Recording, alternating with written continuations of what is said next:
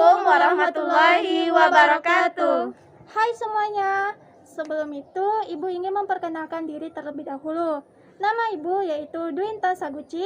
Nama Ibu Anissa Mulyana. Nama Ibu Hasri Amelia. Baiklah, pada kali ini Ibu akan menjelaskan mengenai materi biologi yang berkaitan dengan apa saja yang akan dipraktikumkan. Praktikum 1 yaitu struktur sel. Praktikum kedua yaitu tentang jaringan tumbuhan. Praktikum ketiga mengenai jaringan hewan. Praktikum keempat yaitu difusi dan osmosis. Praktikum yang kelima yaitu mengenai tentang sistem pencernaan. Praktikum yang keenam yaitu mengenai ekskresi. Selamat menyaksikan.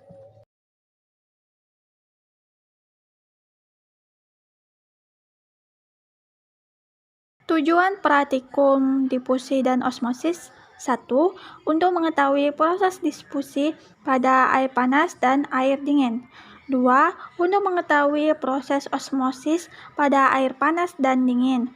3. Untuk mengetahui faktor yang mempengaruhi terjadinya proses difusi dan osmosis.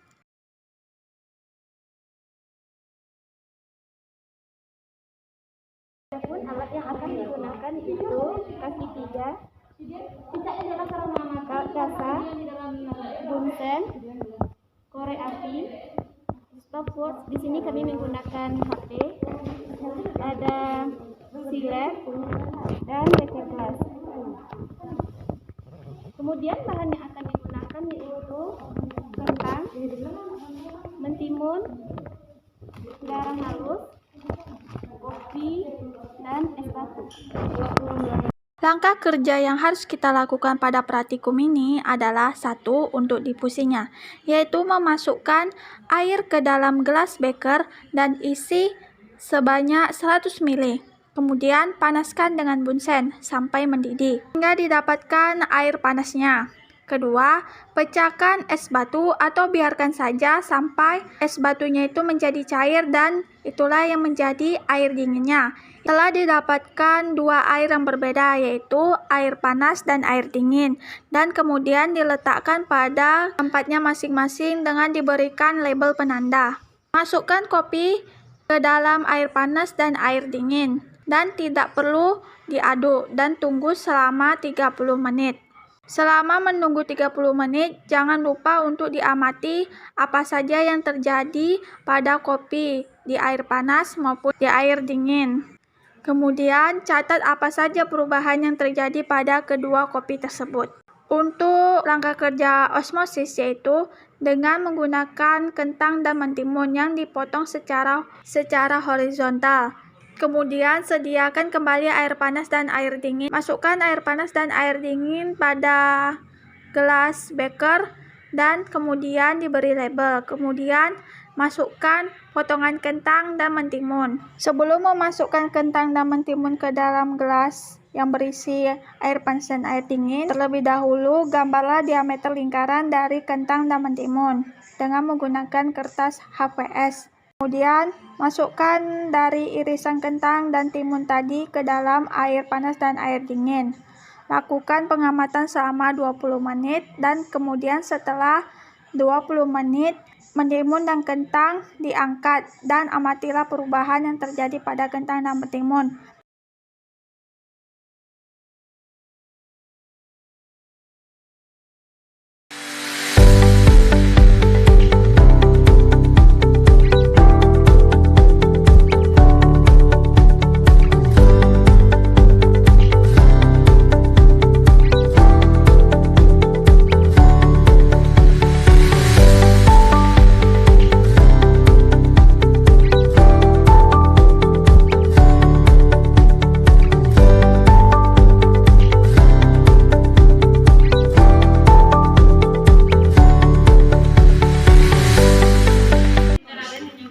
Kopi disisihkan air yang telah didinginkan, kemudian kita tuangkan ke dalam gelas beker sebanyak 100 ml.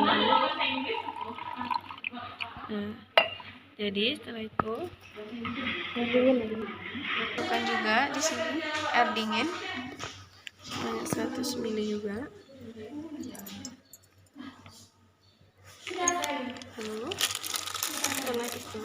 Kemudian kita masukkan kopi baik ke dalam, ini air panas, ini air dingin. Kita masukkan sebanyak 3 atau lebih ya, kita sesuaikan saja.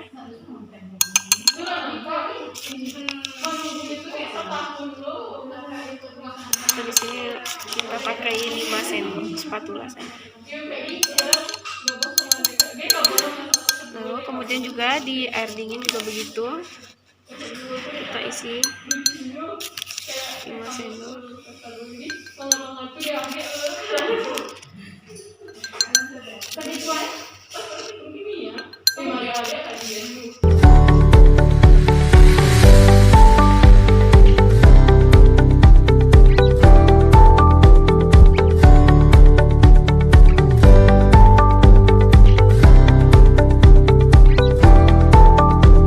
Baiklah, untuk larutan kopinya sudah 30 menit. Di sini kita mendapatkan hasil terhadap larutan kopi. Yang sini untuk air panas, dia mengendapnya di bawah, dan untuk di atasnya tidak ada pengendapan. Selanjutnya untuk air dingin, terlihat di bawah dan di atasnya terdapat pengendapan.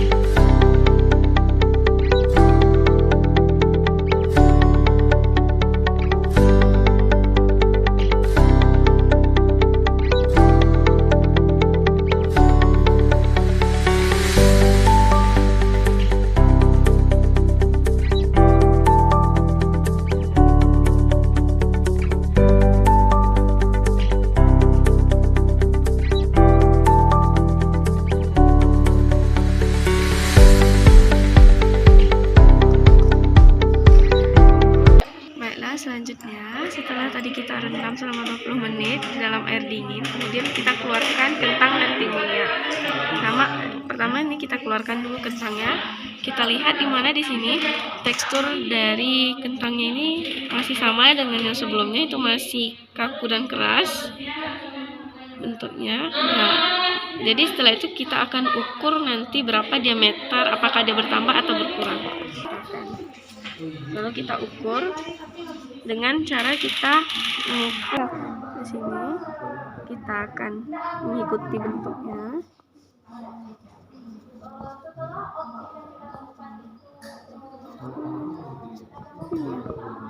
Enggak, diameternya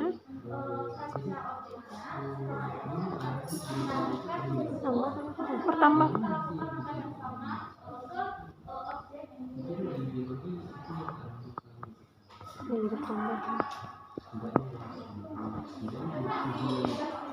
Ini sini dapat kita lihat, ini diameter yang sebelumnya berada di dalam garis, dan ini diameter yang sesudah kita ukur yang kedua ini. Jadi di sini dia bertambah diameter dari kentangnya setelah dimasukkan ke dalam air dingin. Baiklah, selanjutnya di sini kita akan mengeluarkan mentimun dari air dingin. Jadi di sini kita lihat dari tekstur timun yaitu tetap kaku sama seperti sebelumnya. Jadi di sini setelah itu kita akan mengukur diameter dari si timun ini. Di sini kita akan ukur dulu.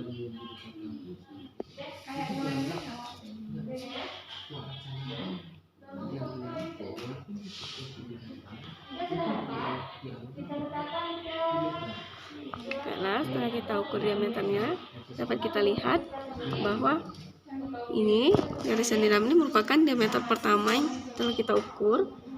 Ini adalah diameter kedua yang tadi kita ukur setelah kita masukkan mentimun ini ke dalam air dingin. Jadi di sini bertambahlah diameter dari si mentimunnya.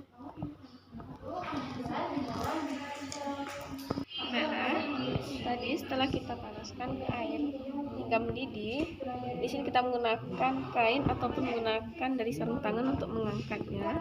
Oke kan? Kita tuangkan airnya.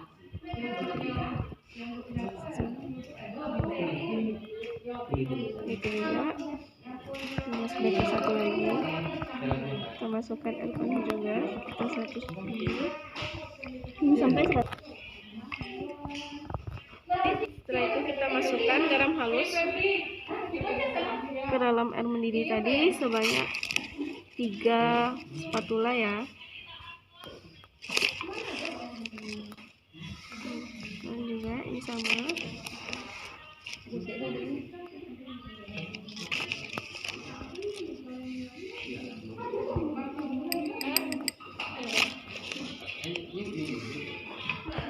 Lalu kemudian kita aduk hingga garamnya larut dan tercampur dengan air. Ini juga.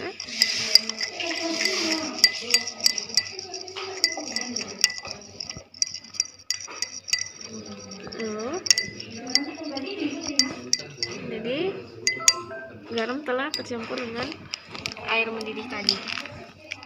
Lalu kemudian kita masukkan kentang maupun mentimun ke dalam air mendidih tadi.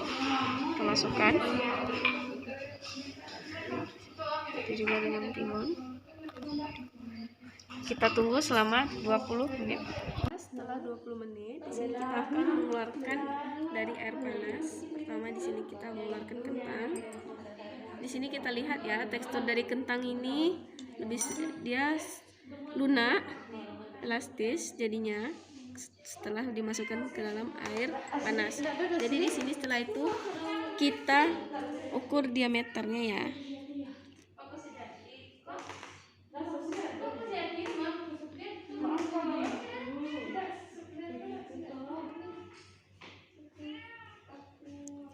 Sini kita ukur, dimana kita lihat di sini bahwa ukuran dari kentangnya menyusut, diameternya jadi berkurang, dimana diameter pertamanya lebih besar dibandingkan dengan diameter yang kedua. Nah, setelah itu kita lakukan pada timun, dimana kita juga mengeluarkan timun dari air panas tadi. Kemudian di sini kita lihat teksturnya juga elastis, lunak. Jadi setelah itu kita ukur diameternya.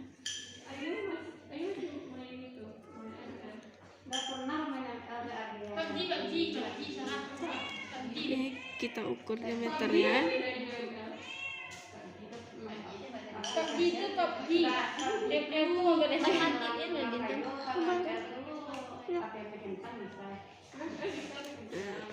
Ini di sini kita lihat dari diameternya bahwa diameternya juga di sini berkurang, menyusut di sini diameternya, di mana diameter pertama tadi dia lebih besar dibandingkan dengan diameter kedua.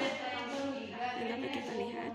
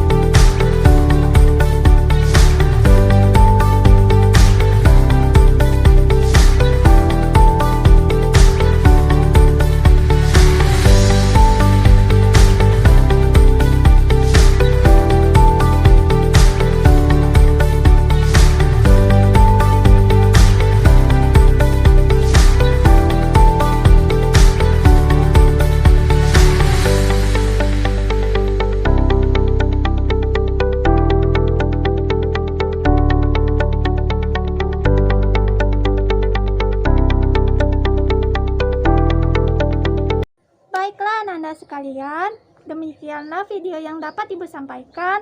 Semoga Ananda sekalian dapat menerapkan praktikum ini di sekolah ya. Jangan lupa ya Ananda semua untuk like, comment, and subscribe-nya ya. Semoga bermanfaat. Sekian dari Ibu semua. Wassalamualaikum warahmatullahi wabarakatuh.